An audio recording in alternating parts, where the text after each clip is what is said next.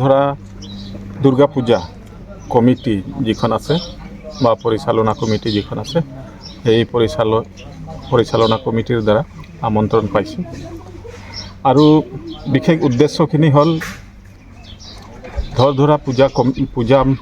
দুৰ্গা পূজাৰ যি মন্দিৰ আছে দুৰ্গা মন্দিৰ এই মন্দিৰখন সঁচাকৈয়ে বহু বছৰৰ পৰা শোচনীয় অৱস্থাত আছিলে আৰু হয়তো স্থানীয় ৰাইজে বহুত কষ্ট কৰি ইয়াত পূজা অৰ্চনা কৰি আহিছে। তো আজি এই দুৰ্গা মন্দিৰৰ শুভ এটা কামত আহি উপস্থিত হৈছোঁ। আজি খুঁটি গঢ়া হ'ল আৰু মই আশা কৰিম নিশ্চয়কৈ এই মন্দিৰ এটা পবিত্ৰ মন্দিৰ হৈ উঠিব আৰু এই মন্দিৰখনক যিয়ে ডনেট কৰিল ডনাৰ তেখেতক মই ধন্যবাদ জ্ঞাপন কৰিছোঁ। আমাৰ আজিৰ এই বিশেষ অনুষ্ঠানত আহি উপস্থিত হোৱা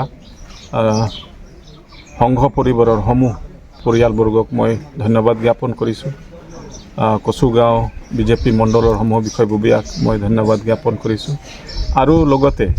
ধৰা পূজা কমিটিৰ সমূহ বিষয়ববীয়াক ধন্যবাদ জ্ঞাপন কৰিছোঁ। যিহেতু সংঘ পৰিবাৰৰ তৰফৰ পৰা এজন ডনাৰে এই বিশেষ অনুষ্ঠানখন বিশেষ মন্দিৰখন ডনেট কৰিছে বা